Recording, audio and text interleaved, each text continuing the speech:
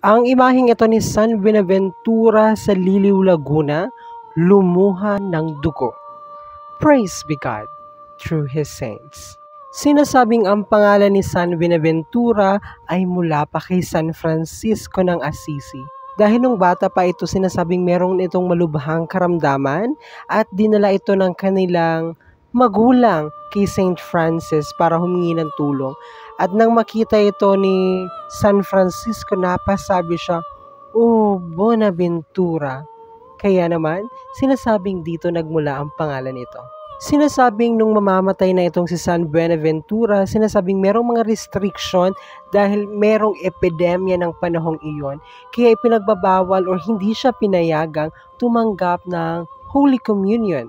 Kaya naman para i-console siya, sinasabing dinala yung banal na Eucharistia doon sa kanyang tabi.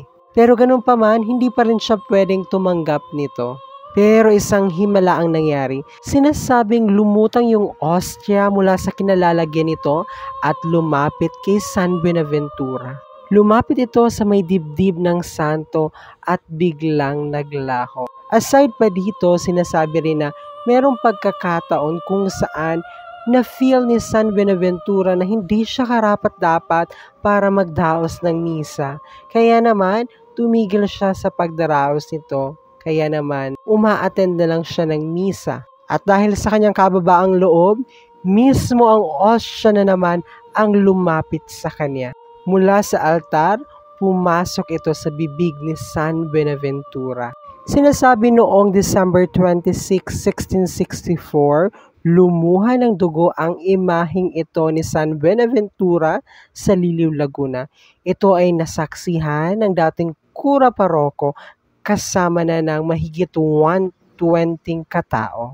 At kung meron kayong mga request para maitampok ang mga natatanging kwento ng inyong mga patron, huwag niyong kakalimutan mag-follow sa ating Facebook page at magpadala ng inyong mga natatanging kwento.